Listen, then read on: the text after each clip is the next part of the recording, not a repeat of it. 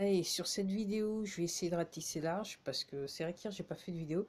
J'avoue que je suis beaucoup dans la lecture et j'avoue que je suis en train de lire un truc sur l'Église catholique et j'avoue que je suis sur le HUC. C'est aussi simple que ça. Je suis sur le HUC et puis il y en a un deuxième là qui arrive derrière. Je vais pas regretter le déplacement, je pense. Ok, vu que là, c'est déjà. Ouais, alors, hier, d'été, il a fait une apparition dans un truc en Caroline du Nord où il a parlé.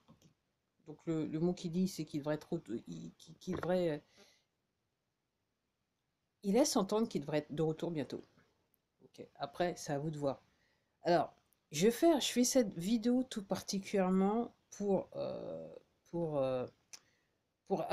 amener votre attention sur une vidéo qui a été mise en ligne. Alors, je ne sais pas si elle est sur cette plateforme, mais je sais elle est sur une autre plateforme sur Rumble. Alors, ce que j'ai fait, c'est que cette vidéo, je l'ai partagée sur mon Twitter. Donc, si vous allez sur Twitter, vous m'en cherchez. Exactement, c'est le même nom de compte. Vous avez c'est le dernier, et je poste pas beaucoup sur Twitter. Donc en gros, vous verrez, vous aurez sur mon dernier post, vous verrez le lien vidéo. Je vous invite à regarder cette vidéo d'une avocate sur Paris qui s'appelle De Arrojo Vecchia, et je me rappelle plus, d'une policière espagnole dont j'avais déjà vu une vidéo là il y a quelques mois de ça, quand elle alertait un petit peu ses collègues policiers du monde entier. C'est en version française, hein, et donc je vous invite à voir cette vidéo. Euh, En fait, ça pose les choses telles qu'elles devraient être vues, ok, d'un point de vue purement juridique. Et quand je vous dis crime contre l'humanité et génocide, là sur cette vidéo, vous allez avoir la parole d'un avocat et d'une policière. Et particulièrement l'avocate, c'est elle reprend à la fois la Constitution en France, ok, et le code pénal, ok, pour vous expliquer un petit peu ce qui se passe. Donc absolument à voir, à voir, à voir, à voir. Après, je regardais un truc. Je vais en venir aux élections et je vais passer tout d'abord aux États-Unis. Je regardais un truc où il était question que la personne disait que, en fait, dans les faits, donc il y a 50 États aux États-Unis, mais par rapport à ce qui se passe, et comme je vous disais, en gros, il faut revenir à la Constitution de 1776, parce que celle de 1871, c'est celle qui a créé l'entreprise États-Unis. Pour ceux qui suivent, encore une fois, c'est une vidéo pour ceux qui suivent et qui veulent bien se donner la peine de comprendre. Donc en gros, ce que la personne disait dans les faits, donc le problème il y a seulement 13 États sur les 50 qui sont rentrés dans la République des États-Unis selon la Constitution de 1776.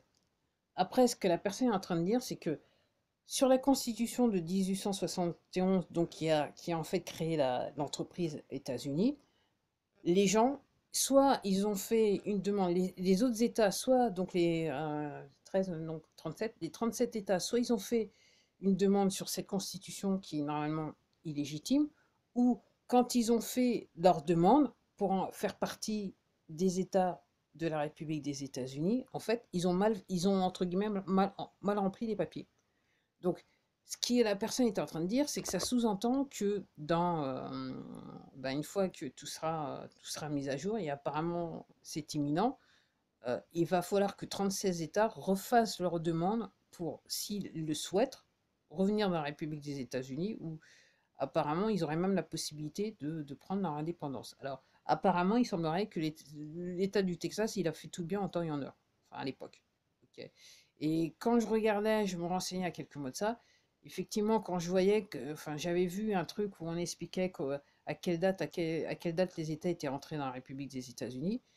Ouais, effectivement, il me semble que, ouais, avant 1871, effectivement, il me semble avoir vu le nom de ces États. Après, de mémoire, je les ai plus.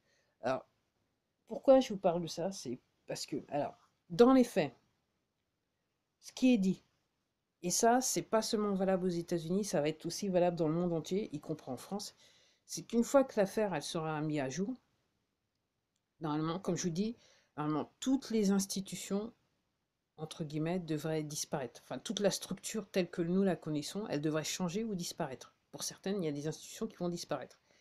Donc ce que je vous disais, il y a quelques vidéos de ça, c'est que dans les faits, on pense, si vous regardez les gouvernements, un gouvernement donné, dans un pays donné, il faut voir que normalement, une fois que le changement sera fait, en fait, on n'aura plus que 25% de la structure du gouvernement, quelque part.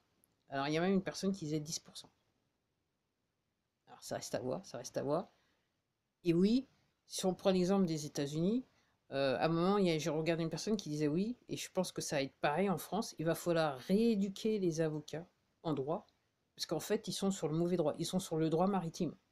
La loi repose sur le droit maritime, et le droit maritime, c'est celui qui nous, en traite, nous prend pour des esclaves, et décide que nous, en tant qu'individus, on est des propriétés privées, non pas des êtres humains. Okay. Encore une fois, une vidéo pour ceux qui suivent, ceux qui... si vous ne comprenez pas, c'est pas la peine de regarder la vidéo. Il faut vous arrêter là, parce qu'en fait, je crois que vous ne comprendrez jamais à ce stade-là, tout particulièrement si vous êtes abonné de longue date sur ma chaîne. Okay. Ok. Donc, oui. Donc, pourquoi je vous dis ça? Ok. Moi, là, je viens de recevoir l'enveloppe pour les régionales. Et là, j'ai vu, alors, je ne sais pas combien de panneaux, il y en a, il semblerait qu'il y en a 4 qui aient décidé de sortir du bois, si vous voyez ce que je veux dire. Okay. Alors, il y en a un, j'ai vu sur un panneau, c'est projet présidentiel. Alors déjà, ça veut dire qu'il ne faut pas voter pour lui. Moi, je vois très simplement les choses, je dis ça, je dis rien. Ok. Et puis après, il y a les autres. Les autres qui ont l'habitude de voir, ok. Hein. Donc ils savent qu'il faut préparer la retraite quelque part. Je ne vais pas être méchante. Voilà. Alors moi, je reprends encore. Je fais encore un parallèle avec les États-Unis. Donc on sait que maintenant, moi je sais que, et je ne suis pas la seule, il y a toutes ces machines. Le problème qu'ils ont avec les machines aux États-Unis, c'est un problème qu'il y a dans tous les pays. En France, ces machines, elles ont été présentes. Elles sont présentes. J'ai vu un document gouvernemental avec tout ce qu'il fallait, l'entête. Voilà. Clairement, ils ont utilisé ces machines.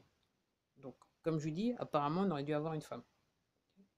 Un président, directeur général, apparemment, ça devait être avec peut-être des casseroles. Je dis ça, je dis rien. Alors, moi, la constatation, c'est que, alors, je vais bien lire toutes les professions de foi, hein, quelque part, et qu'il y en a certaines, ça va être rapide. Hein. Ok.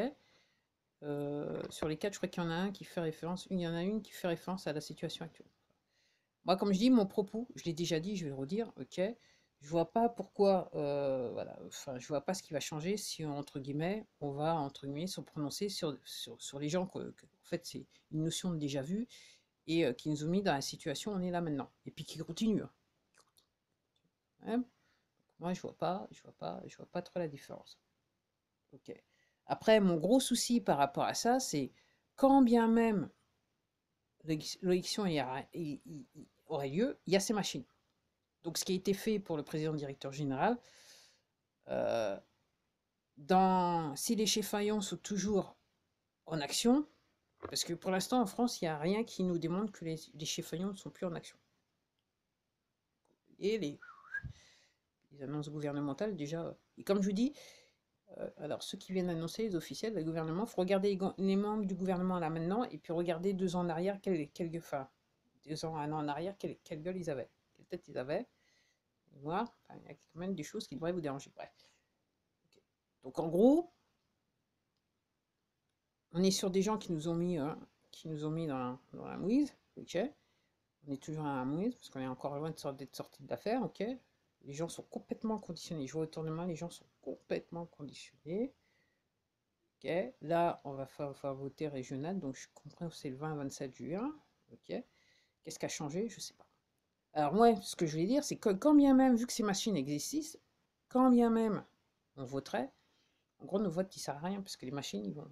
Okay. Comme ils sont tous encore là, apparemment, en apparence, ils sont tous encore là, on a quand même en droit de se demander si réellement le fait que vous soyez dépassé, mettiez un petit papier dans la boîte, là, okay, si votre vœu soit respecté. Parce que c'est réellement ce qu'il ne faut pas... Si votre vœu soit respecté.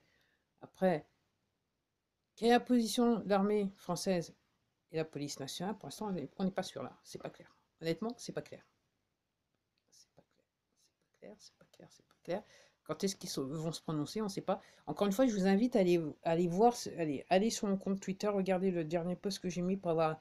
La vidéo, elle dure 25 minutes. Ok. Allez voir ce que disent ces deux dames. Ok. Une policière et une avocate à Paris qui connaissent leur taf. Ok. Voilà un petit peu ce qui se passe. Ok. Après, par rapport à ça, pour vous expliquer le climat, parce que moi je voyais encore.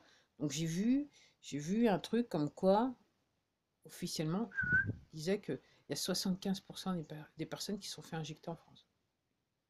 Donc en gros, c'est une guerre psychologique, en gros, qui va marcher sur certaines personnes qui vont se dire, ah ouais, mais moi je vais être dans la norme, je veux me conformer, ok, je veux pas être différent des autres. Donc il y a des gens, là, au moment où je vous parle, après cette annonce-là, il y a des gens qui vont se précipiter pour aller se faire injecter.